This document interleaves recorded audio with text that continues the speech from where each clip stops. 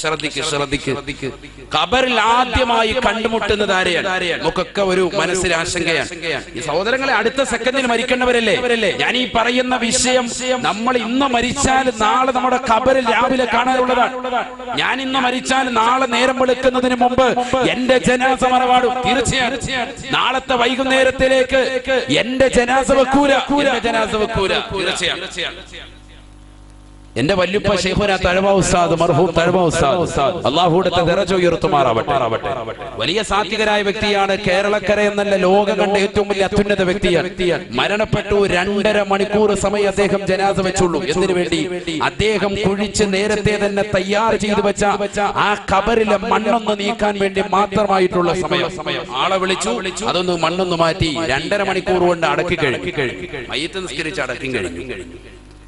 ലോകം കണ്ട ഒരു അത്യുന്നത പണ്ഡിതന്റെ ജനാസ കൊണ്ടുവന്നടക്കിയത് നമ്മുടെ ഈ കരുനാഗപ്പള്ളിയിലെ കൊച്ചു കുറ്റിപ്പുറം, തഴവ കുറ്റിപ്പുറത്തുള്ള ഒരു മഖബറയുടെ കാര്യമാണ് ഞാൻ ഈ ഓർമ്മപ്പെടുത്തുന്നത്. അല്ലാഹു അദ്ദേഹത്തിന്റെ ദറജ ഉയർത്തുമാറാവട്ടെ. ഖബർ അല്ലാഹു സന്തോഷത്തിലാക്കുമാറാവട്ടെ. ചിന്തിച്ചു നോക്ക്. നേരത്തെ തന്നെ ഖബർ ജീവിതത്തിൽ തന്നെ തയ്യാർ ചെയ്തു വെച്ചതാണ്. അതിനുവേണ്ടി ഖബറിന്റെ മുകളിലിടുന്നതാകുന്ന സ്ലാബ്, ആ സ്ലാബ് വാർക്കുന്നതിന് വേണ്ടി തന്നെ അതിനുവേണ്ടിയുള്ള മെറ്റിൽ ഇറക്കിയിട്ട് ഓരോ മെറ്റിലും 11 ഖുൽ ഹുവല്ലാഹു അഹദ് എന്നുള്ള സൂറത്ത് ഓതി മന്ത്രിച്ചിട്ട് മാറ്റിയിട്ടു. എന്തിനു വേണ്ടി? ഖുർആൻ ഓതിയതാകുന്ന സ്ഥലത്തേക്ക് പുഴുക്കൾ വരികയില്ല, ഇഴജന്തുക്കൾ സ്പർശിക്കുകയില്ല എന്നുള്ള പരിശുദ്ധ റസൂലിന്റെ അധ്യാപനം നിർത്തി. ഖബറിന്റെ മേളിൽ സ്ലാബ് ഇടുവല്ലോ, ആ ഇടുന്ന സ്ലാബ് വറക്കുന്നതിന് വേണ്ടി അതിനിറക്കിയതാകുന്ന മെറ്റിലിൽ ഓരോ മെറ്റിലിന്റെ കഷ്ണവും എടുത്തിട്ട് 11 പ്രാവശ്യം സൂറത്തുൽ ഇഖ്ലാസ് ഓതി അതിൽ ഊതി മന്ത്രിച്ച് മാറ്റിയിടുക. എന്നിട്ട് ഭാര്യയോട് പറഞ്ഞു, നിങ്ങളെ ഖബർ ഞാൻ വേണമെങ്കിൽ റെഡിയാക്കി തരാം. അദ്ദേഹത്തിന്റെ ഭാര്യയോട്, എന്റെ വല്ലുമ്മയോട് പറഞ്ഞു, നിങ്ങളുടെ ഖബർ ഞാൻ റെഡിയാക്കി തരാം, പക്ഷെ ഇതേപോലെ എന്ത് ചെയ്യണം? ഓരോ മെറ്റിലും എടുത്തിട്ട് 11 ഖുൽ ഹുവല്ലാഹു അഹദ് സൂറത്ത് വീതം ഊതി മാറ്റി. അങ്ങനെ രണ്ടുപേരും അങ്ങനെ ചെയ്തു. അവർക്ക് രണ്ടുപേരുടെയും ഖബറിനുള്ള സ്ലാബ് നേരത്തെ വാർത്ത് തയ്യാർ ചെയ്ത് മരണത്തിന് വേണ്ടി തയ്യാറെടുത്തു. രണ്ടുപേരും മരണപ്പെട്ടു. അല്ലാഹു അവരുടെ ഖബർ സന്തോഷത്തിലാക്കട്ടെ. അതിന് തൊട്ടുചാര തന്നെ എന്റെ മാമ ബഹുമാനപ്പെട്ട സഅദുദ്ദീൻ മൗലവി, അല്ലാഹു അദ്ദേഹത്തിന്റെ ദറജ ഉയർത്തി കൊടുക്കുമാറാവട്ടെ. നമ്മൾ മരണപ്പെട്ടു പോയ മുഴുവൻ ഖബർ അല്ലാഹു സന്തോഷത്തിലാക്കട്ടെ. ഈ സമയത്ത് നമ്മൾ അതൊക്കെ ഓർക്കേണ്ടവരാണ്. കാരണം നമ്മൾ പോയി കടക്കേണ്ടതാണ് ഖബർ. പ്രിയമുള്ള സഹോദരങ്ങളെ, ഞാൻ ഓർമ്മപ്പെടുത്തുന്നത് ഹബീബായ റസൂലുള്ളാഹി സ്വല്ലല്ലാഹു അലൈഹി വസല്ലമ തങ്ങളോട് ഇബ്നു മസ്ഊദ് റളിയല്ലാഹു തആല അൻഹു ചോദിക്കുന്നു, ആദ്യമായി ഖബറിൽ അഭിമുഖീകരിക്കേണ്ടത് ആരെയാണ്? മലക്കുകളെയാണെന്ന് നിങ്ങൾ പറഞ്ഞു. മലക്കുകളെയാണ്. പക്ഷേ ഏത് മലക്കാണ് ആദ്യം വരുന്നത്? പലരും കരുതിയിരിക്കുന്നത് ഖബറിൽ വരുന്നത് മുൻകർ നക്കീർ അലൈഹിസ്സലാം മാത്രമാണെന്നാണ്. പക്ഷേ നബിയുനാ റസൂലുള്ളാഹി സ്വല്ലല്ലാഹു അലൈഹി വസല്ലം തങ്ങൾ പറയുന്നു, ആദ്യമായി ഖബറിലേക്ക് വരുന്നത് മുൻകർ നക്കീർ അലൈഹിസ്സലാം അല്ല. ആദ്യമായി ഖബറിലേക്ക് വരുന്നതിനെ കുറിച്ച് നബി തങ്ങൾ പറയുന്നു, ആദ്യമായിട്ട് ആരാണ് വരുന്നത് എന്നോട് ചോദിച്ചതാകുന്നു ഇബ്നു മസ്ഊദേ, മാ സഅലനി അൻഹു ഇല്ലാ അൻത ഇബ്നു മസ്ഊദ്. ആ ചോദ്യം എന്നോട് ചോദിച്ചത് നീ മാത്രമാണ്. ആദ്യമായിട്ട് എന്നോട് ചോദിച്ചത് നീ തന്നെയാണ്. അതുകൊണ്ട് ഞാനിതാ പറഞ്ഞു തരുന്നു എന്ന് പറഞ്ഞിട്ട് നബി സല്ലല്ലാഹു അലൈഹി വസല്ലം തങ്ങൾ പറഞ്ഞു കൊടുക്കുക. ഹബീബായ റസൂലുള്ളാഹി സ്വല്ലല്ലാഹു അലൈഹി വസല്ലം തങ്ങൾ ഓർമ്മപ്പെടുത്തുകയാണ്, അവ്വലു മാ യൽഖൽ മയ്യിതു ഇദാ ദഖല ഖബറഹു മലകുൻ ഇസ്മുഹു ഹബീബായ റസൂലുള്ളാഹി സ്വല്ലല്ലാഹു അലൈഹി വസല്ലമ തങ്ങൾ തന്റെ പ്രിയപ്പെട്ട അനുയായിക്ക് പഠിപ്പിച്ചു കൊടുക്കുകയാണ്, ഇബ്നു മസ്ഊദേ, ഈ ഹദീസ് ഇമാമിങ്ങൾ ഫതാവൽ ഹദീസിൽ രേഖപ്പെടുത്തുകയാണ്. ഇബ്നു ഹജറുൽ ഹൈതമി റഹ്മത്തുള്ളാഹി അലൈഹി രേഖപ്പെടുത്തുകയാണ്. അല്ലാഹുവിന്റെ റസൂൽ പറയുകയാണ്, അവ്വലു മാ യദ്ഖുലുൽ മയ്യിതു ഇദാ ദഖല ഖബറഹു ഇസ്മുഹു ഒരു മനുഷ്യനെ കൊണ്ടുപോയ ഖബറിൽ വെച്ച് കഴിഞ്ഞാൽ ആദ്യമായി ഖബറിലേക്ക് വരുന്നത് റൗമാൻ എന്ന മലക്കാണെന്ന് ഹബീബുനാ റസൂലുള്ളാഹി സ്വല്ലല്ലാഹു അലൈഹി വസല്ലം. ആദ്യം ആരാ വരിക? റൗമാൻ എന്ന മലക്ക്. ഇതൊക്കെ പഠിച്ചു വെച്ചോ. അല്ലാതെ ഇദ്ദേഹം ഒരാൾ വരുമ്പോഴത്തെ നിങ്ങളുടെ പേര് മുൻകറാന്നോണം ചോദിക്കാൻ നിൽക്കണ്ട. റൗമാൻ എന്ന മലക്കായിരിക്കും ആദ്യമായി ഖബറിലേക്ക് കടന്നു വരിക.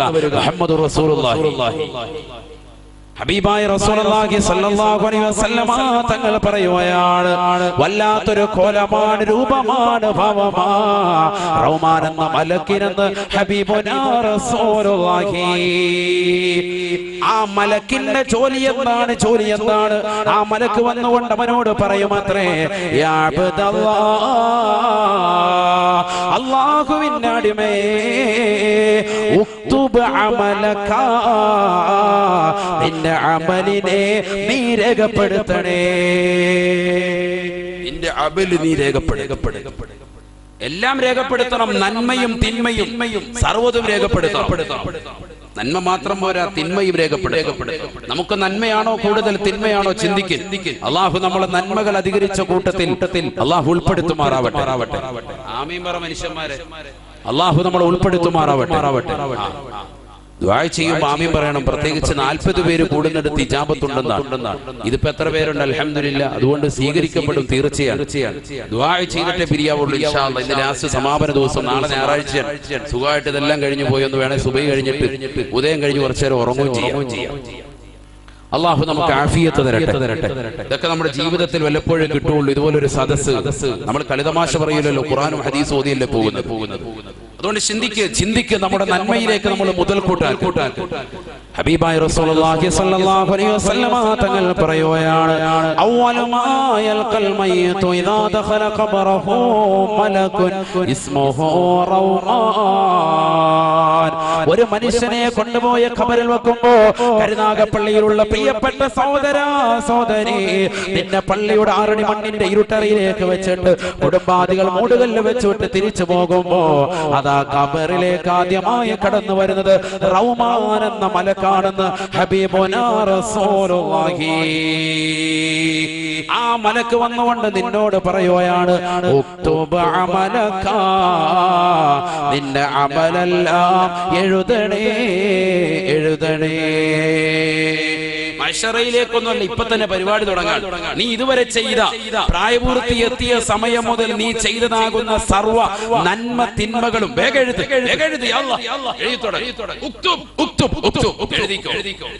കൽപ്പനക്രിയയാണ്. വേഗം എഴുതി. അബ്ദല്ലാഹ്, അള്ളാന്റെ അടിമയെ വേഗം എഴുതാൻ പറയും. വല്ല പേനയുണ്ട്, കടലാസുണ്ട്, ഒരു സംഭവം ഇല്ല. ഖബറിലല്ലേ ഇരിക്കല്ലേ. ഇപ്പൊ ഇവിടെ വെച്ചാണെങ്കിൽ നമ്മൾ എഴുതാൻ പേപ്പറും പേന നിങ്ങളുടെ വാങ്ങി എഴുതാന്ന് പറയാം. ഖബറിനകത്ത് പോയി ഒറ്റയ്ക്ക് കിടക്കാണ്. എവിടെ പേനയും പേപ്പറും ഒന്നുമില്ല. ഖബറിൽ കിടക്കുന്നതാകുന്ന സഹോദരന്മാരെ വിളിച്ചു പറയും അത്രേ, യാ മലക്, അല്ലയോ മലക്കേ, യാ മലക് റൗമാൻ, അല്ലയോ റൗമാൻ എന്ന മലക്കേ, മമഈ ദവാതുൻ വലാ ഖിർതാസ്, എന്റെ കയ്യിൽ മഷിക്കുപ്പിയില്ല, എന്റെ കയ്യിൽ കടലാസില്ല. ഞാൻ എങ്ങനെയാണ് എഴുതുന്നത്? പേനയില്ലല്ലോ, കടലാസില്ലല്ലോ. അപ്പോഴാണ് ആ മലക്ക് വിളിച്ചു പറയുന്നത്, റൗമാൻ എന്ന മലക്ക് പറയുകയാണ്, കഫനുക ഖിർതാസുക വയസ്ബഉക ഖലമുക വമിദാദുക റീഖുക. നിന്റെ കഫംപുടയില്ലയോ? 3 തുണി കഫംപുട നിന്റെ പ്രിയപ്പെട്ട മക്കള് നിനക്ക് വേണ്ടി നൽകിയല്ലയോ? ആകെ കൂടെ നീ ഖബറിലേക്ക് കൊണ്ടുവന്നിരിക്കുന്നത് കഫൻ തുണിയാണ്. 20,000 40,000 കോടിക്കണക്കിന് ലക്ഷക്കണക്കിന് ഡോളർ ദുനിയാവിൽ സമ്പാദിച്ചവനല്ലയോ? കോടിക്കണക്കിന് ധനമുള്ള മനുഷ്യനല്ലയോ? ഇന്ന് ഖബറിലേക്ക് നീ വരുമ്പോ വെറും കയ്യോടെയല്ലയോ വന്നിരിക്കുന്നത്? നിനക്ക് കഫൻ തുണിയല്ലാതെ മറ്റൊന്നുമില്ലല്ലോ. കാതിൽ സ്വർണ്ണാഭരണം അണിഞ്ഞിരിക്കുന്ന പ്രിയപ്പെട്ട ഉമ്മ, കൈവെള്ളയിലതാ മോതിരം അണിഞ്ഞിരിക്കുന്ന പ്രിയപ്പെട്ട സഹോദരി, കൈകാലുകളിൽ സ്വർണ്ണാഭരണങ്ങൾ കൊണ്ട് മൂടി പതച്ചുകൊണ്ട് കല്യാണ ആർഭാടങ്ങൾ കാണിച്ചതാകുന്ന താച്ചേമുക്കിലുള്ള പ്രിയപ്പെട്ട ഉമ്മമാരെ, സഹോദരിമാരെ, ഖബറിലേക്ക് പോകുമ്പോ നിനക്കൊന്നുമില്ല. 3 തുണി കഫം പുടവ മാത്രമാണ്. ആ കഫം പുടവ മാത്രമാണ്.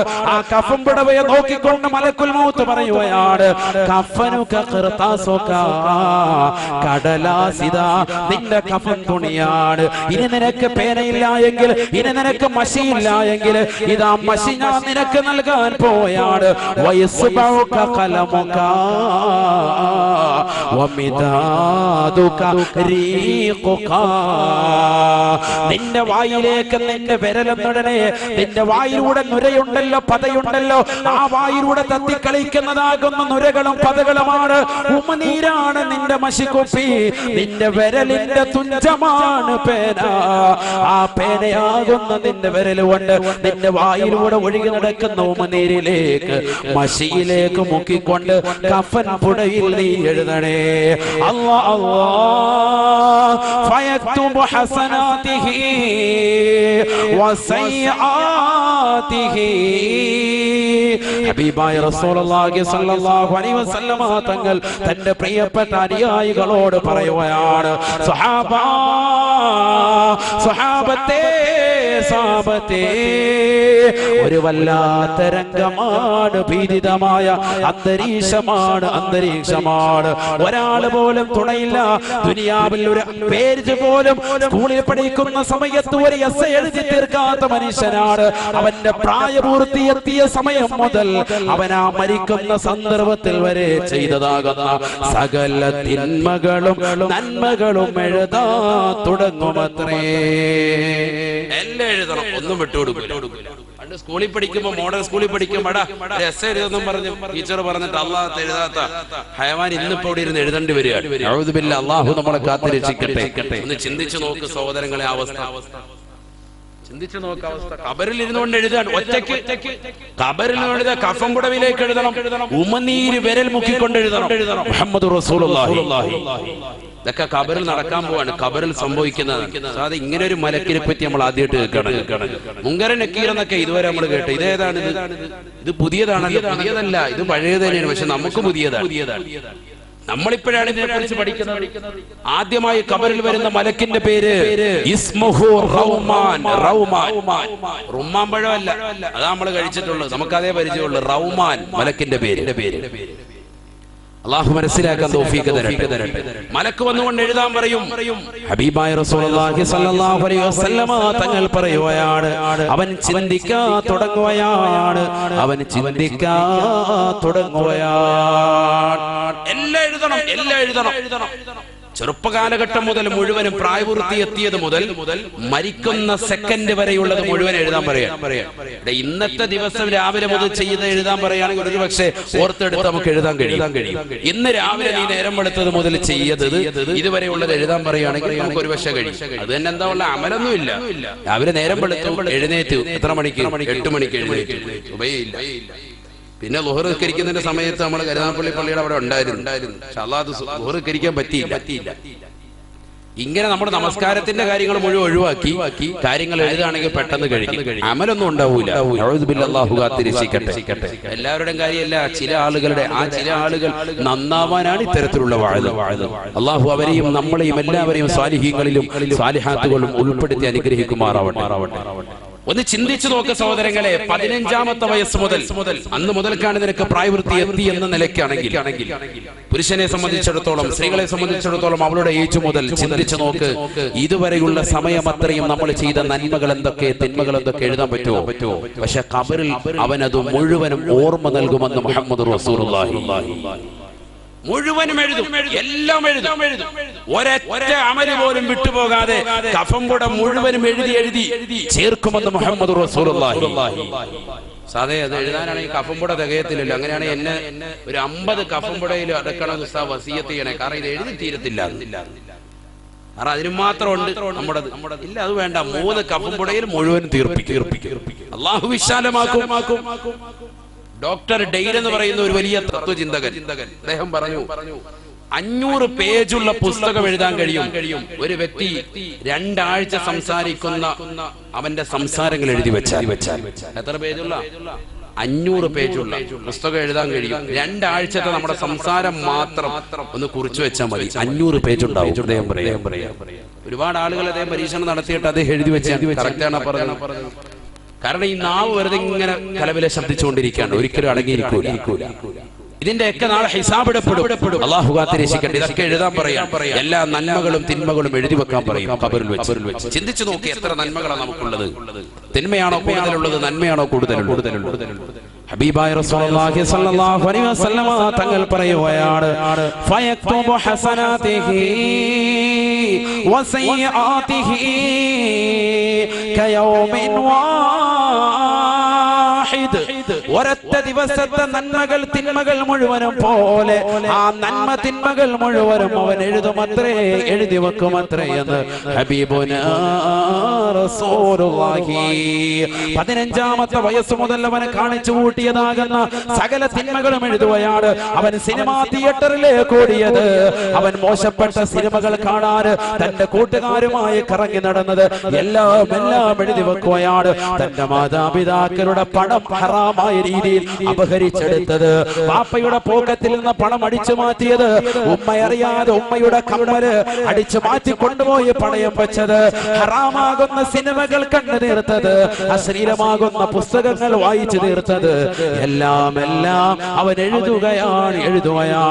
നമസ്കരിക്കാതെ നടന്നവനല്ലയോ, നോമ്പ് പിടിക്കാതെ നടന്നവനല്ലയോ, കള്ളു കുടിച്ചുകൊണ്ട് നടന്നവനല്ലയോ, കൂട്ടുകാര് മുഖേന ലഹരി നുണഞ്ഞുകൊണ്ട് നടന്നവനല്ലയോ, ഇഞ്ചക്ഷൻ വെച്ചുകൊണ്ട് നടന്നവനല്ലയോ, ലഹരി പദാർത്ഥങ്ങൾ കടിമമായിപ്പെട്ടവനല്ലയോ, ബ്ലൂ വൈൽ പോലെയുള്ളതാകുന്ന ഗെയിമുകൾക്ക് അടിമപ്പെട്ടുകൊണ്ട് ജീവിച്ചവനല്ലയോ, സ്വന്തം ശരീരത്തെ നശിപ്പിച്ചവനല്ലയോ, വ്യഭിചാരശാലകൾ തേടിക്കൊണ്ട് ഇറങ്ങിപ്പോയ മനുഷ്യനല്ലയോ, വിവാഹത്തിന് മുമ്പേ തന്നെ ആ സുന്ദരമാക്കപ്പെട്ട ജീവിതത്തിലേക്ക് കാത്തു സൂക്ഷിക്കേണ്ട കന്യകത്വം നശിപ്പിച്ചതാകുന്ന പെണ്ണല്ലയോ, ട്രെയിനിൽ വെച്ച് ബസ്സിൽ വെച്ച് കാമുകന്മാരുമായി ചുംബന സമരത്തിൽ ഏർപ്പെട്ടവളല്ലയോ, പാർക്കുകളിലും മാളുകളിലും പോയിരുന്ന് സമയങ്ങളെ ചെലവഴിച്ചവരല്ലയോ, ഇങ്ങനെ ലോകത്ത് അശ്ലീലതയുടെ ലോകം ഏതൊക്കെയുണ്ടോ ആ ലോകത്തേക്കല്ല ഇറങ്ങിപ്പോയ സഹോദര, ഇറങ്ങിപ്പോയ സഹോദരി, അന്ന് തിന്മകൾ മുഴുവനും ഒരു ഭാഗത്ത് രേഖപ്പെടുത്തുകയാണ്, മറുഭാഗത്ത് മുഴുവനും നിന്റെ നന്മകൾ രേഖപ്പെടുത്തുകയാണ്.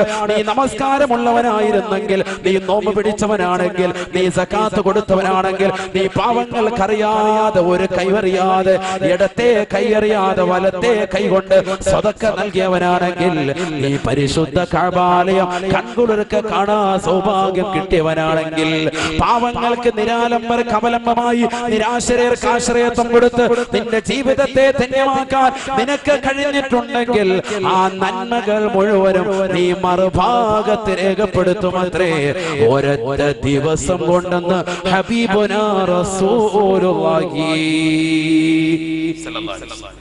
ഇതൊക്കെ ഖബറിൽ നടക്കുന്ന സംഭവങ്ങളാണ്, ഖബറിൽ നടക്കുന്ന സംഭവങ്ങളാണ്.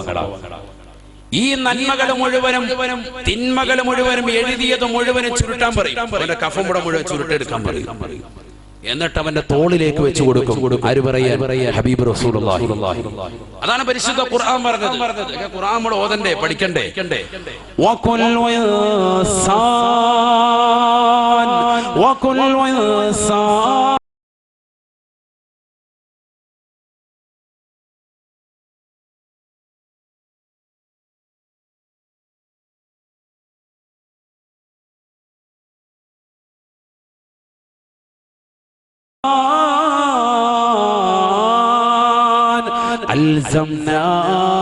ألزمناه طائره في عنقه ونخرج له يوم القيامة كتابا يلقاه منشورا اقرأ كتابك اقرأ كتابك كفى بنفسك عليك اليوم حسيبا. പരിശുദ്ധമായ ഖുർആനിലൂടെ അല്ലാഹു പറയുകയാണ്, ഖബറിൽ നടക്കുന്ന സംഭവങ്ങളെ കുറിച്ച് പറഞ്ഞിട്ട് അല്ലാഹുവിന്റെ റസൂൽ ഓതി കൊടുക്കുകയാണ്, വകുല്ലു ഇൻസാൻ, ഖബറിൽ കിടക്കുന്ന മനുഷ്യനോട് നന്മ തിന്മകൾ രേഖപ്പെടുത്താൻ റഹ്മാൻ എന്ന മലക്ക് വന്നുകൊണ്ട് പറയുമ്പോ അവന്റെ കഫംപുടയിലേക്ക് തന്റെ ഉമനീര് വിരൽ മുക്കിക്കൊണ്ട് എല്ലാ നന്മകളും എല്ലാ തിന്മകളും രേഖപ്പെടുത്തിയതാകുന്ന മനുഷ്യന് നാളെ മഹ്ശറിലേക്ക് വിളിയാളം വരുമ്പോ അവനെ മഹ്ശറിലേക്ക് കൊണ്ടുപോകുന്നത് അവന്റെ കഫംപുടി മുഴുവനും ചുരുട്ടി തോളത്ത് വെച്ചു കൊടുക്കുകയാണ്. നഗ്നനായിട്ട് പോവുകയാണ്, നഗ്നപാതകനായിട്ട് പോവുകയാണ്. ഇടാൻ ചെരുപ്പില്ല, ധരിക്കാൻ വസ്ത്രമില്ല, ഉടുതുണിക്ക് മറുതുണിയില്ലാതെ മഹ്ശറിലേക്ക് ഹുഫാതൻ ഉറാതൻ ഉറലാ യഹ്ശുറുൻ നാസ് ഹുഫാതൻ നഗ്നപാതരായി നഗ്നവസ്ത്രരായി അവരതാ പടച്ച റബ്ബിന്റെ ദർബാറിലേക്ക് മഹ്ശറയിലേക്ക് തെളിക്കുകയത്രേ. ആ സമയത്ത് അവന്റെ തോളത്തേക്ക് അവൻ ഖബറിൽ വെച്ച് എഴുതിയതാകുന്ന നന്മത്തിന്മകളുടെ പാണ്ഡക്കെട്ടുകൾ എടുത്തു വെക്കുമെന്ന് പരിശുദ്ധ ഖുർആൻ. അതുമായി നാളെ പടച്ച റബ്ബിന്റെ ദർബാറിലേക്ക് എത്തുമ്പോ അവന്റെ കയ്യിലേക്ക് അല്ലാഹു കിതാബ് നൽകുകയാണ്, കിതാബ് നൽകുകയാണ്. ഇഖ്റഉ കിതാബക്. അവൻ ആ കഫൻ തുണിയിൽ എഴുതിയിരുന്ന മുഴുവൻ കാര്യങ്ങളും ക്രോഡീകരിച്ച് ഗ്രന്ഥമായി പ്രിന്റ് ചെയ്ത് അവന്റെ കയ്യിലേക്ക് നൽകുമത്രേ. അവൻ ദുനിയാവിൽ നമസ്കരിച്ചവനാണ്, ദുനിയാവിൽ നല്ല പ്രവൃത്തി ചെയ്തവനാണ്, ദുനിയാവിൽ സൽപ്രവൃത്തി ചെയ്തവനാണ് എങ്കിൽ അവന്റെ വലത് കയ്യിലേക്ക് കൊടുക്കുകയാണ്. ദുനിയാവിൽ മോശപ്പെട്ട പ്രവർത്തനമാണ് അവൻ ചെയ്തതെങ്കിൽ അവന്റെ ഇടത് കൈ അവന്റെ നെഞ്ചിലൂടെ കയറ്റി അവന്റെ പിൻഭാഗത്തേക്ക് കൊണ്ടുവന്ന് അവന്റെ പിറത് കയ്യിൽ കൊടുക്കുമെന്ന് ഹബീബുനാ റസൂലുള്ളാഹി. വഅമ്മാമൻ ഊതിയ കിതാബഹു ബിശിമാലി ഫയഖൂലു യാ ലൈതനി ലം ഊത കിതാബിയാ വലം അദ്രി മാ ഹിസാബിയാ യാ ലൈതഹാ കാനത്തിൽ ഖാദിയാ. ആ രംഗത്തെ കുറിച്ചുകൊണ്ടാണ് പരിശുദ്ധമായ ഖുർആനിലൂടെ അല്ലാഹു ഓർമ്മപ്പെടുത്തുന്നത്. ഇടത് കൈ അവന്റെ നെഞ്ചിലൂടെ തുളച്ച് അവന്റെ പിൻഭാഗത്തേക്ക് കൊണ്ടുവന്ന് ആ കയ്യിലെങ്ങാണ് മേട് കൊടുക്കപ്പെട്ടാൽ നഊദു ബില്ലാഹ് അവനൊരു രക്ഷയുമില്ല, അവൻ ഹതഭാഗ്യവാനാണ്, അവൻ തീർച്ചയായും നരകത്തിലാണ്. അവൻ വിളിച്ചു പറയും അത്രേ, യാ വൈലത്താ, എന്റെ നാശമേ, എന്റെ വിരഹമേ, എന്റെ ദുഃഖമേ, എന്റെ പ്രയാസമേ, ലം ഊത കിതാബിയാ, എനിക്ക് കിതാബ് നൽകപ്പെടാതിരുന്നെങ്കിൽ എത്ര നന്നായിരുന്നു. വലം അദ്രി മാ ഹിസാബിയാ, എന്ത് വലിയ ഹിസാബിലേക്കാണ്, എന്തൊരു മോശപ്പെട്ട വിചാരണയിലേക്കാണ് എന്നെ കൊണ്ടുപോകുന്നത് റബ്ബേ എന്നവൻ വിളിച്ചു പറയുമത്രേ. കാരണം അവന് തീർച്ചയാണ് അവൻ നരകത്തിലേക്കാണ്, നരകത്തിലേക്കാണ്. അല്ലാഹു കാത്തിരക്ഷിക്കട്ടെ. സത്യത്തിൽ മരണത്തോടു കൂടിയാണ് നമുക്ക് ബോധം ഉദിക്കുക. മരണത്തോടു കൂടിയാണ് ബോധം ഉദിക്കുക. എങ്ങനെയാണ് നമുക്കല്ലെങ്കിൽ ഇതുവരെ നമുക്ക് ബോധമില്ല, നമ്മളേതോ സ്വപ്നരോഗത്താണെന്നുള്ള ചിന്താഗതിയാണ്. മരണത്തോടുകൂടി ബോധം വരും. കാരണം അപ്പോഴാണ് മരിക്കുന്ന സന്ദർഭത്തിൽ അസ്രായീൽ അലൈഹിസ്സലാമിനോട്, മലക്കുൽ മൗത്തിനോട്, അവന്റെ കൂട്ടാളികളാകുന്ന 500-ലധികം മലക്കുകളോട് നമ്മൾ കേണപേക്ഷിച്ചുകൊണ്ട് ചോദിക്കുമാണ്. ആ സമയത്ത് നമ്മൾ ചോദിക്കും, ബോധം വന്നു, അഖിർനി ഇലാ യൗമി യുബഅസൂൻ റബ്ബി അഖിർനി, എന്നെ ഒന്ന് അടുത്ത സമയത്തേക്കൊന്ന് പിന്തിക്കണേ എന്ന് മരണമാസന്നമാകുന്ന മനുഷ്യൻ വിളിച്ചു പറയുന്നുവെന്ന് പരിശുദ്ധ ഖുർആൻ. കാരണം അപ്പോഴാണ് ഒരു ബോധം വന്നത്. ഇത്രയും നാളത്തെ ജീവിതം കളിതമാശയായിരുന്നില്ല, ഉസ്താദുമാർ പറഞ്ഞതുപോലെ തന്നെ വാസ്തവമായിരുന്നു, മരണം സുനിശ്ചിതമാണ്. അപ്പോഴാണ് ബോധം വരുന്നത്. അതുവരെ ഇങ്ങനെ നമ്മൾ രസിച്ചു നടക്കും. ഇങ്ങനെ തന്നെയാണ് ഖബറിൽ എത്തുമ്പോൾ ഒരു വല്ലാത്ത ആദിയാണ്. ഇത് തന്നെയാണ് മഹ്ശറയിലും കിതാബ് കൊടുക്കപ്പെടുമ്പോൾ വിളിച്ചു പറയും. ആ സമയത്താണ് പറയുന്നത്, യാ ലൈതനാ ലം ഊത കിതാബിയാ, പടച്ച റബ്ബേ എന്തൊരു ബുദ്ധിമുട്ടാണ്, എനിക്ക് കിതാബ് നൽകപ്പെടാതിരുന്നെങ്കിൽ വളരെ നന്നായിരുന്നു എന്നവൻ ആ സമയത്ത് വിളിച്ചു പറയുമെന്ന് വിശുദ്ധ ഖുർആൻ. ഇതുപോലെ തന്നെ നരകത്തിലേക്ക് ഇടുമ്പോഴും അവൻ വിളിച്ചു പറയും, പടച്ച റബ്ബേ എന്നെ ഈ നരകത്തിൽ നിന്ന് മോചിപ്പിച്ചിരുന്നെങ്കിൽ. അതായത് പിന്നീട് അങ്ങോട്ട് മുഴുവനും ഓർമ്മ വരികയാണ്. മരണത്തോടുകൂടിയായിരിക്കും ഓർമ്മ വരിക. പക്ഷെ ആ ഓർമ്മ ഇപ്പോൾ തന്നെ നമുക്ക് വരണം. അതിനുവേണ്ടിയാണ് പരിശുദ്ധമായ ഖുർആൻ നമ്മളെ അടിക്കടി മരണത്തെക്കുറിച്ച് ഓർമ്മപ്പെടുത്തുന്നത്. മരണത്തെക്കുറിച്ച് ഓർമ്മപ്പെടുത്താൻ അല്ലാഹുവിന്റെ റസൂൽ സല്ലല്ലാഹു അലൈഹി വസല്ലമ തങ്ങളോടും ആജ്ഞാപിക്കുന്നത്. നബി തങ്ങൾ തന്നെ പറഞ്ഞല്ലോ, നിങ്ങൾ മരണത്തെക്കുറിച്ച് എപ്പോഴും ചിന്തിക്കണേ. മരണത്തെ കുറിച്ച് നിങ്ങൾ എപ്പോഴും ചിന്ത അധികരിപ്പിക്കണേ. സർവ്വ സുഖങ്ങളും ആസ്വാദനങ്ങളും മുറിച്ചു കളയുന്ന മരണത്തെ പറ്റി നിങ്ങൾ എപ്പോഴും ചിന്തിച്ചു കൊണ്ടിരിക്കണേ. മുഹമ്മദ് റസൂലുള്ളാഹി അല്ലാഹു മനസ്സിലാക്കാൻ തൗഫീഖ് തരട്ടെ. കയ്യിലേക്ക് ഏട് കൊടുക്കുമ്പോൾ തന്നെ ഏകദേശം കാര്യം തിരിയും. വലത് കയ്യിലാണ് കൊടുക്കുന്നതെങ്കിൽ സ്വർഗത്തിൽ തന്നെയാണ്. അല്ലാഹു കൂട്ടത്തിൽ നമ്മൾ ഉൾപ്പെടുത്തുമാറാവട്ടെ. ഇടത് കയ്യിലാണെങ്കിൽ തീർച്ച നഷ്ടമാണ്.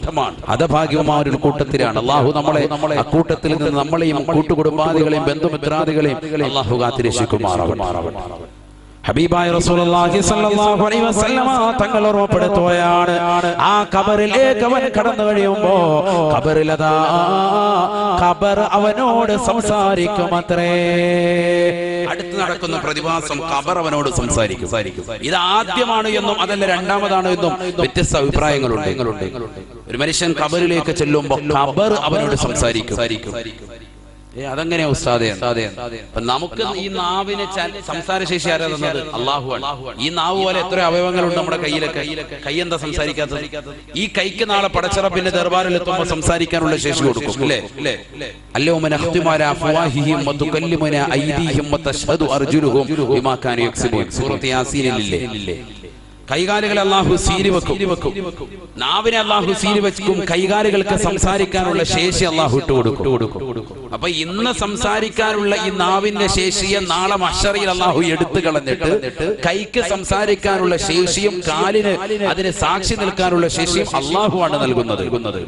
അതുകൊണ്ട് ഖബർ മണ്ണ് നമ്മളോട് സംസാരിക്കുന്നു എന്നുള്ളതിന് നമ്മളാരും എതിര് പറയേണ്ടതില്ല. അത് നമ്മുടെ അവയവങ്ങൾ കൊണ്ട് തന്നെ വ്യക്തതയാണ്. അല്ലാഹു നമുക്ക് മനസ്സിലാക്കാൻ തൗഫീഖ് നൽകട്ടെ. നബി തങ്ങൾ പറയാ, قال رسول الله صلى الله عليه وسلم إن القبر ليكلم العبد إذا وضع فيه.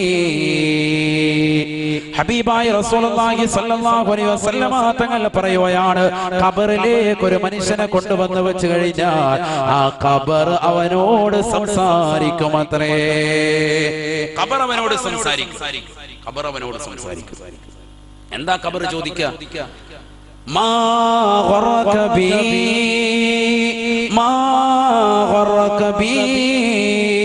അന ബൈതുദ്ദൂദ് വഅന ബൈതുൽ വഹ്ശാ വഅന ബൈതുൽ ഗുർബാ വഅന ബൈതുൽ ദൂദ്.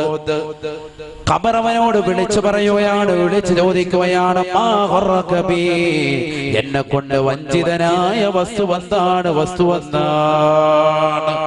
എന്തേ നീ എന്നെ മനസ്സിലാക്കാതിരുന്നത്? ഞാൻ ആരാണെന്നറിയുമോ? ഖബർ അവനോട് ചോദിക്കാം. ഖബറിലേക്ക് ഇറക്കി വെച്ചതാകുന്ന മനുഷ്യനോട് ഖബർ സംസാരിക്കും. ചുറ്റും സംസാരിക്കാൻ, ഇങ്ങോട്ട് ഹെഡ്സെറ്റ് വെച്ചതുപോലെ അവൻ കേൾക്കാൻ, അവന്റെ കാതിലേക്ക് അലയൊലി കൊള്ളും, പേടി വരും. നബിയുനാ റസൂലുള്ളാഹി ഒരാൾ പോലും ഇല്ലല്ലോ, പാപ്പയില്ല, ഉമ്മയില്ല, സഹോദരങ്ങളില്ല, കുടുംബാദികളില്ല, എല്ലാവരും ഇട്ടേച്ചു പോയി. സ്ത്രീകൾ അവരുടെ വീട്ടിൽ വരെയുള്ളൂ. സഹോദരങ്ങൾ, മക്കൾ, കുടുംബാദികളൊക്കെ മയ്യത്ത് കൊണ്ടുവന്ന് ഖബറിലേക്ക് വെച്ച് മയ്യത്തിന്റെ ഓരത്ത് നിൽക്കാൻ, പെട്ടെന്ന് തന്നെ തിരിച്ചു പോവാൻ. അവിടെ നടക്കുന്ന സംഭവ വികാസങ്ങളെ കുറിച്ച് അവർ അറിയുന്നില്ല, മനസ്സിലാക്കുന്നില്ല. അതുകൊണ്ടാണ് നബിയുനാ റസൂലുള്ളാഹി സ്വല്ലല്ലാഹു അലൈഹി വസല്ലം തങ്ങൾ പറയുന്നത്, ഒരു മനുഷ്യനെ കൊണ്ടുപോയി ഖബറടക്കിയിട്ട് നിങ്ങൾ പെട്ടെന്ന് തന്നെ തിരിച്ചു പോകരുത് കേട്ടോ. ഒരു ഒട്ടകത്തെ അറുത്ത് അതിന്റെ മാംസം ദാനം ചെയ്യുന്ന സമയം അത്രയെങ്കിലും ആ മയ്യത്തിന്റെ സ്ഥലത്ത് നിങ്ങൾ നിൽക്കണമെന്ന് മുഹമ്മദ് റസൂലുള്ളാഹി സ്വല്ലല്ലാഹു അലൈഹി വസല്ലം. ആരാ ഇത് ശ്രദ്ധിക്കുന്നത്? നമ്മൾ നിസ്കരിക്കാൻ തന്നെ അധിക ആളുകൾ ഇപ്പൊ പോകുന്നില്ല. ശരിയല്ലേ ഞാൻ ഈ പറയുന്നത്? നമ്മുടെ ഈ കാലഘട്ടത്തിലൊക്കെ നന്നാകണ്ടേ, അതിലൂടെ നമ്മൾ മാറ്റം ഉണ്ടാകട്ടെ. മയ്യത്ത് നിസ്കരിക്കാൻ തന്നെ നമ്മുടെ നാട്ടിൽ പള്ളിയിരുന്ന ഒരു അറിയിപ്പുണ്ടായാൽ, പഴയ കാലഘട്ടത്തിലെ ഓരോരുത്തരും നാവ് കൊണ്ട് മറ്റുള്ളവരെ അറിയിക്കലായിരുന്നു. ഇന്ന് അതിനേക്കാൾ ഉപരി വളരെ സ്പീഡിൽ പള്ളിയുടെ മൈക്കിലൂടെ വിളിച്ചു പറയാൻ. ഇനി പള്ളിയിലോട്ട് ആരെങ്കിലും വീട്ടിലെത്തിയിട്ട് 1-2 പത്രം അവിടെ കിടപ്പുണ്ടെങ്കിൽ അങ്ങോട്ട് പോയിട്ട് ആ പത്രം എല്ലാം വായിച്ചുകൊണ്ട് തീർക്കും. റാഹത്തായി. ഇതിനു വേണ്ടിയാണ് മയ്യത്ത് വീട്ടിലേക്ക് എത്തുന്നത്. അല്ലാഹു കാത്തിരക്ഷിക്കട്ടെ. ആ പാവപ്പെട്ട സഹോദരന് കൊടുക്കേണ്ട ഒരു മഗ്ഫിറത്തിന്റെ, ഒരു പാപമോചനത്തിന്റെ ഒരു പ്രാർത്ഥന പോലും നടത്താതെ മുസ്ലിം സഹോദര സഹോദരിമാര് മയ്യത്ത് വീട്ടിൽ കാണിച്ചു കൂട്ടുന്ന ആഭാസങ്ങളും കോലാഹലങ്ങളും എത്രയെത്ര മോശപ്പെട്ട പ്രവർത്തനങ്ങളാണ്. അല്ലാഹു കാത്തിരക്ഷിക്കട്ടെ. ഞാൻ അതിലേക്ക് കടക്കുന്നില്ല. അതുമായി ബന്ധപ്പെട്ടത് നൂറുകണക്കിനാണ്. പത്തരം ഇങ്ങനെ 10-15 അടിച്ചിറക്കിയിട്ടിരിക്കുക മയ്യത്ത് വീട്ടിൽ. ധാരാ ഇത് പഠിപ്പിച്ചത്? ഏത് വാപ്പയാണ് ഇത് പഠിപ്പിച്ചത്? ഏത് ആലിമീങ്ങൾ അതിന് പിന്തുണയുണ്ടോ? ഏതെങ്കിലും സംഘടനകൾ അതിന് പിൻബലമുണ്ടോ? ഇതൊക്കെ ഓരോ നാട്ടിലെ പ്രവർത്തനമായി കൊണ്ടുവന്ന് അത് അംഗീകാരമുള്ളതായിട്ട് പ്രിയപ്പെട്ട സഹോദരങ്ങളുടെ, പ്രിയപ്പെട്ട മുസ്ലിം മക്കളുടെ വീടുകളുടെ അകത്തളങ്ങൾ പോലും ഇത്തരത്തിലെത്തിയില്ലേ? ആരാണ് ഇതിന് ഉത്തരവാദികൾ? സഹോദരങ്ങളെ ചിന്തിക്കും. വരുന്നവർക്ക് മുഴുവൻ പത്രം വായിച്ച് പിരിയാനുള്ള ഒരു അവസരമായി മയ്യത്ത് വീടുകൾ മാറിയിരിക്കുന്നു. അല്ലാഹു കാത്തിരക്ഷിക്കട്ടെ. എന്തിനാ അങ്ങനെ ഇടുന്നത്? ആ മകൻ റിട്ടയർഡ് SP, അത് വിവരമൊന്നും അതിനകത്ത് വന്നിട്ടുണ്ട്. ഇല്ല കളക്ടർ ആയിരുന്നു, ഇല്ല മകൻ റിട്ടയർഡ് അധ്യാപകനാണ്, ആ വാർത്ത അതിനകത്ത് വന്നിട്ടുണ്ട്. നമ്മുടെ അതിനകത്തുണ്ട് കേട്ടോ, മരുമോനെ അതിനകത്ത് നമ്മുടെ വാർത്തയുണ്ട്, നോക്കൂ. ഇതാ സംഭവം. എല്ലാവർക്കും പേരെടുക്കണം. അതിനുവേണ്ടിയുള്ള അതിനുവേണ്ടിയുള്ള മരണ വാർത്തകൾ ജനങ്ങൾ അറിയിക്കുക. മരിക്കുന്നതിന് മുമ്പ് തന്നെ മരിക്കുന്ന പോകുന്ന വ്യക്തിയുടെ അഡ്രസ് മുഴുവൻ എഴുതി അദ്ദേഹത്തിന്റെ കുടുംബാദികളിൽ ലിസ്റ്റ് എഴുതി വെക്കുന്ന ആളുകൾ പത്രത്തിൽ കൊടുക്കാൻ. ഇതൊക്കെ ഇന്ന് സമുദായത്തിൽ നടക്കുന്നതാണ്. അഊദു ബില്ലാഹി, അല്ലാഹു കാത്തിരക്ഷിക്കട്ടെ. ചിന്തിച്ചു നോക്ക് സഹോദരങ്ങളെ. ഖബറിലേക്ക് ഒരു മനുഷ്യനെ കൊണ്ടുപോയി വെക്കുമ്പോ ആ ഖബറിൽ നടക്കുന്ന ഭീമാകാരമാകുന്ന രംഗങ്ങൾ ഓർത്തൊന്ന് കണ്ണീർ പൊഴിക്കാൻ, ഒന്ന് പൊട്ടിക്കരയാൻ, ഒരു സാലിഹാകുന്ന മയ്യത്തായിട്ട് എനിക്കൊന്ന് മാറണമെന്ന് ചിന്തിക്കാൻ. എന്റെ പ്രിയപ്പെട്ട ഉമ്മ മരണപ്പെട്ടു പോയി, ആ ഉമ്മയോടൊപ്പം നാളെ പള്ളിക്കാട്ടിൽ 6 മണ്ണിന്റെ ഇരുട്ടറയിൽ ഞാനും പോയി കടക്കേണ്ടതാണെന്നുള്ള ചിന്തയോടുകൂടി ഉമ്മയ്ക്ക് വേണ്ടി പരിശുദ്ധമാക്കപ്പെട്ട ഖുർആൻ ഓതി ഹത്മ ചെയ്തുകൊണ്ട് ഹദിയാക്കാൻ ഇന്ന് സാലിഹ്യങ്ങളാകുന്ന മക്കളില്ലാതെ പോകുന്ന കാലഘട്ടം. അഊദു ബില്ലാഹി, അല്ലാഹു നമ്മളെ കാത്തിരക്ഷിക്കട്ടെ. എവിടെ എത്തിയിരിക്കുന്നു സഹോദരങ്ങളെ? ആ ഖബറിലേക്ക് ചെല്ലുമ്പോൾ അവസ്ഥയാണ് പറയുന്നത്. ഖബർ വിളിച്ചു ചോദിക്കുക, ഖബർ സംസാരിക്കും. അന ബൈത്തുദ്ദൂദ് വഅന ബൈത്തുൽ വഹ്ശാ വഅന ബൈത്തുൽ ഗുർബാ. ഞാനതാ പുഴുക്കളുടെ വീടാണ്, ഏകാന്തതയുടെ ഭവനമാണ്, ഒറ്റപ്പെടലിൻ്റെതാകുന്ന ദിവസമാണ്, ഒറ്റപ്പെടലിൻ്റെതാകുന്ന കുടിലാണ്, വീടാണ്. എന്നെ കുറിച്ച് നീ എന്താണ് കരുതിയത്? എന്നെ കുറിച്ച് നീ എന്താണ് വിചാരിച്ചത്? നീ എന്താണ് എന്നെ കുറിച്ച് മനസ്സിലാക്കിയത്? അന ബൈത്തുദ്ദൂദ്, ഞാൻ പുഴുക്കളുടെ വീടാണ്, വഅന ബൈത്തുൽ വഹ്ശാ, ഞാൻ ഒറ്റപ്പെടൽ വീടാണ്, വഅന ബൈത്തുൽ ഗുർബാ, ഒരാള് പോലും തുണയില്ലാത്തതാകുന്ന ഒറ്റയ്ക്ക് കഴിയേണ്ട ഭവനമാണ്. അതുകൊണ്ടല്ലേ ഉസ്മാൻ ഇബ്നു അഫ്ഫാൻ റളിയല്ലാഹു തആല അൻഹു ഖബറെന്ന് കേൾക്കുമ്പോൾ പൊട്ടിക്കരയുന്നത്? ഉസ്മാൻ ഇബ്നു അഫ്ഫാൻ തങ്ങളോട് ചോദിക്കപ്പെട്ടു പോയി, മായുബ്കീക യാ ഉസ്മാൻ, എന്തിനാണ് ഉസ്മാനെ നിങ്ങൾ ഖബർ കാണുമ്പോൾ കരയുന്നത്, ഖബർ കേൾക്കുമ്പോൾ കരയുന്നത്? ഉസ്മാൻ ഇബ്നു അഫ്ഫാൻ റളിയല്ലാഹു തആല അൻഹു പറയുകയാണ്, ഇന്നഹു അവ്വലു മൻസിലിൻ ഫിൽ മനാസിലിൽ ആഖിറ. ഞാൻ ഖബർ കേൾക്കുമ്പോൾ, ഖബർ കാണുമ്പോൾ കരയാനുള്ള കാരണം അത് മറ്റൊന്നുമല്ല സഹാബത്തെ. ഖബർ എന്ന് പറയുന്നത് ആഖിറത്തിലേക്കുള്ള ആദ്യത്തെ ഭവനമാണ്. ഫൈൻ തൻജു മിൻഹാ തൻജു മിൻ ദി അളീമതി വഇല്ലാ ഫൈനി ലാ ഖാലൂക നാജിയാ. ഉസ്മാൻ ഇബ്നു അഫ്ഫാൻ റളിയല്ലാഹു തആല അൻഹു ഖബറിന്റെ സമീപത്ത് എത്തിയിട്ട് പൊട്ടിക്കരഞ്ഞുകൊണ്ട് ഖബറാളികളോട് വിളിച്ചു പറയുമായിരുന്നു അത്രേ. അദ്ദേഹം വിളിച്ചു പറയുമായിരുന്നു അത്രേ, ഫൈൻ തൻജു മിൻഹാ തൻജു മിൻ ദി അളീമതി വഇല്ലാ ഫൈനി ലാ ഖാലൂക നാജിയാ. അല്ലയോ പ്രിയപ്പെട്ട സഹോദരാ, ഖബറിൽ കിടക്കുന്ന സഹോദരി, ഈ ഖബറിൽ നിന്ന് നീ രക്ഷപ്പെട്ടു കഴിഞ്ഞാൽ നീ എല്ലാ പ്രശ്നങ്ങളിൽ നിന്നും, എല്ലാ പ്രയാസങ്ങളിൽ നിന്നും നീ രക്ഷപ്പെട്ടവനാണ്. ഈ ഖബറിൽ നിന്ന് നീ രക്ഷ പ്രാപിച്ചില്ല എങ്കിൽ നിന്നെ ഒരിക്കലും രക്ഷപ്പെട്ടവനായി ഞാൻ വിചാരിക്കുകയില്ല. ഈ ഖബറിൽ നീ രക്ഷപ്പെട്ടാൽ നീ മഹ്ശറിൽ രക്ഷപ്പെട്ടവനാണ്. ഈ ഖബറിൽ നീ രക്ഷപ്പെട്ടാൽ സിറാത്തിൽ രക്ഷപ്പെട്ടവനാണ്. ഈ ഖബറിൽ നീ രക്ഷപ്പെട്ടാൽ നാളെ മീസാൻ എന്ന ത്രാസിൽ നന്മ തിന്മകൾ തൂക്കുന്ന സമയത്തും രക്ഷപ്പെട്ടവനാണ്. വഇല്ലാ ഫഇന്നീ ലഅഖാലുക നാജിയാ. ഇല്ല ഇല്ല, നീ ഖബറിൽ നിന്ന് രക്ഷപ്പെട്ടില്ല എങ്കിൽ ഖബറിന്റെ ഇടുക്കത്തിൽ നിന്ന്, അതിന്റെ ഞെരുക്കത്തിൽ നിന്ന്, അതിന്റെ പ്രയാസത്തിൽ നിന്ന്, അതിന്റെ നൊമ്പരത്തിൽ നിന്ന്, അതിന്റെ വിഷമത്തിൽ നിന്ന്, അതിന്റെ ദുഃഖത്തിൽ നിന്ന്, അതിന്റെ വിരഹത്തിൽ നിന്ന്, അതിന്റെ ചോദ്യോത്തരങ്ങളിൽ നിന്ന് നീ രക്ഷപ്പെട്ടില്ല എങ്കിൽ ഫഇന്നീ ലഅഖാലുക നാജിയാ, നിന്നെ ഒരിക്കലും രക്ഷപ്പെട്ടവനായി ഞാൻ വിചാരിക്കുകയില്ല. ബഹുമാനപ്പെട്ട ഉസ്മാൻ ഇബ്നു അഫ്ഫാൻ റളിയല്ലാഹു അൻഹു മാനവர்கள் ഖബറിന്റെ അടുക്കൽ എത്തിയിട്ട് ഇത് പാടുമായിരുന്നു. ഖബറെന്നു കേട്ടാൽ തൽക്ഷണം നേടേണ്ടതാ, കണ്ടാലുടൻ വാ വിട്ടു നീ കരയേണ്ടതാ.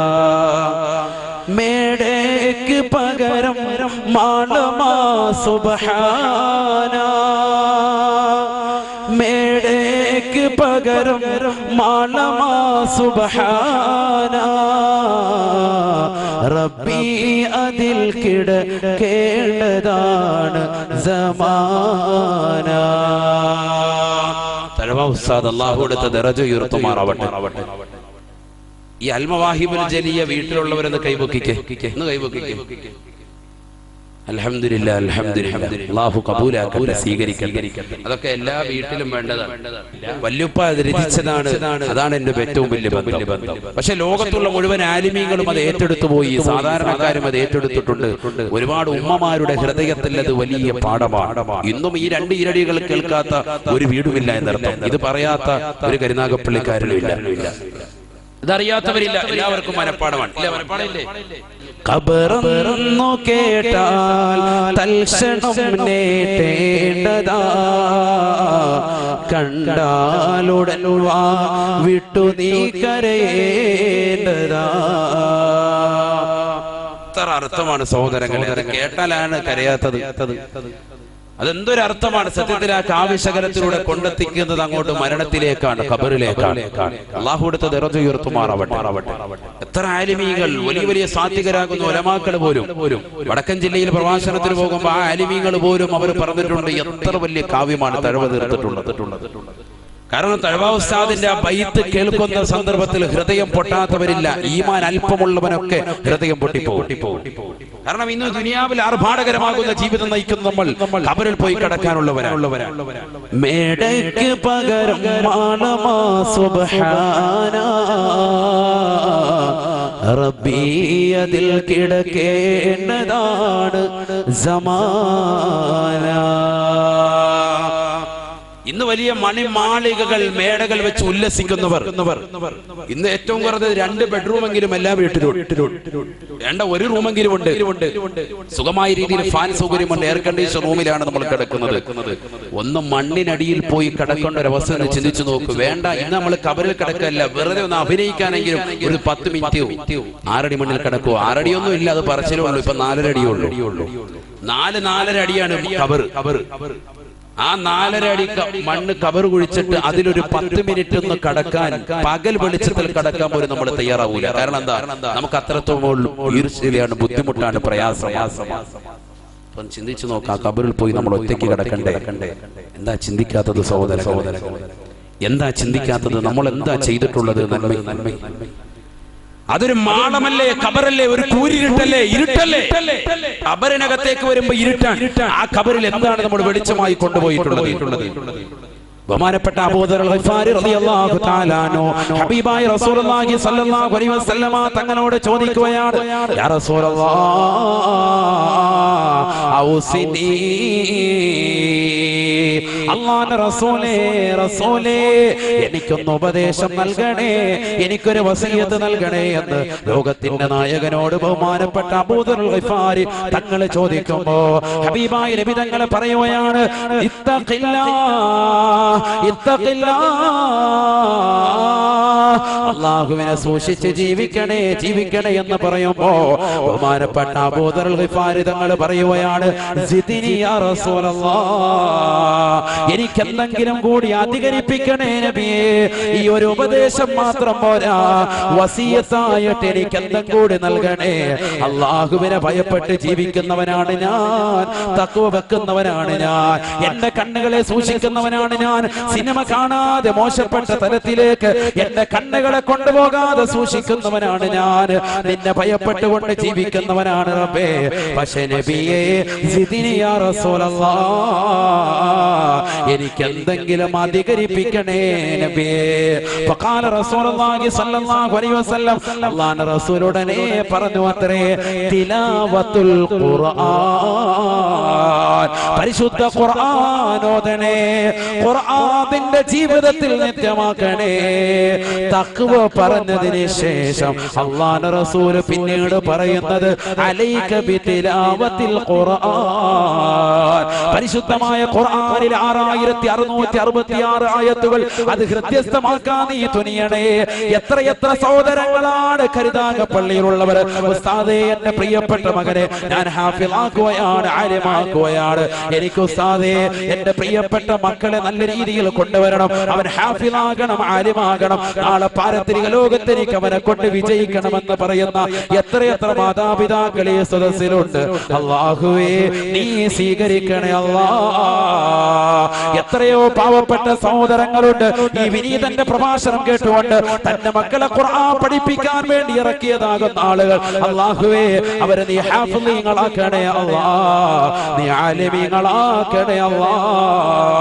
ഹബീബായ നബി തങ്ങൾ പറയുകയാണ്, അലൈക ബിതിലാവത്തിൽ ഖുർആൻ, അല്ലാഹുവിനെ ഭയപ്പെട്ട് ജീവിച്ചു കഴിഞ്ഞാൽ പിന്നീട് നിന്റെ ജീവിതത്തിൽ എപ്പോഴും ഉണ്ടാകേണ്ടത് അത് വിശുദ്ധ ഖുർആനാണ്, ഖുർആനാണ്. ആ ഖുർആൻ നിന്റെ കൈപുസ്തകമാക്കണേ. നീ എവിടെ പോയാലും ഖുർആൻ വേണേ, ഖുർആൻ വേണേ. ഹജ്ജിന് പോകുന്ന ആളുകളോടും ഉലമാക്കൾ പറഞ്ഞില്ലയോ, വയഖ്തിമൽ ഖുർആൻ ബിമിനാ, പരിശുദ്ധ ഖുർആൻ ഓതിക്കൊണ്ട് പോകണേ. മിനയിൽ രാപാർക്കുന്ന സമയത്ത് ആ ഖുർആൻ ഖത്മാക്കണേ, ഖത്മാക്കണേ. അങ്ങനെ ഖുർആൻ നമ്മുടെ കയ്യിലെ ഒരു പുസ്തകമാണ്. എവിടെ പോയാലും നിന്റെ കയ്യിൽ വേണ്ടുന്നതാകുന്ന ഒരു പുസ്തകമാണ് ആ ഖുർആൻ എന്ന വിശുദ്ധ കലാം. നീ എപ്പോഴും നിത്യമായി ഓതിക്കഴിഞ്ഞാൽ ദുഖുറുൻ ലക ഫിൽ അർളി വദുഖുറുൻ ലക ഫിൽ ഖബരി വനൂറുൻ ലക ഫിൽ ഖബരി ശഫീഉനാ റസൂലുള്ളാഹി. ഹബീബായ നബി തങ്ങൾ പറയുകയാണ്, അത് നിനക്ക് ദുനിയാവിൽ സൂക്ഷിപ്പ് തത്താണ്, അത് ഖബറിൽ പ്രകാശമാണ്, പ്രകാശമാ. നീ ഖുർആൻ ഈ ലോകത്ത് ഓതി തീർത്താലെന്ന് ഹബീബുനാ റസൂലുള്ളാഹി സ്വല്ലല്ലാഹു അലൈഹി വസല്ലം.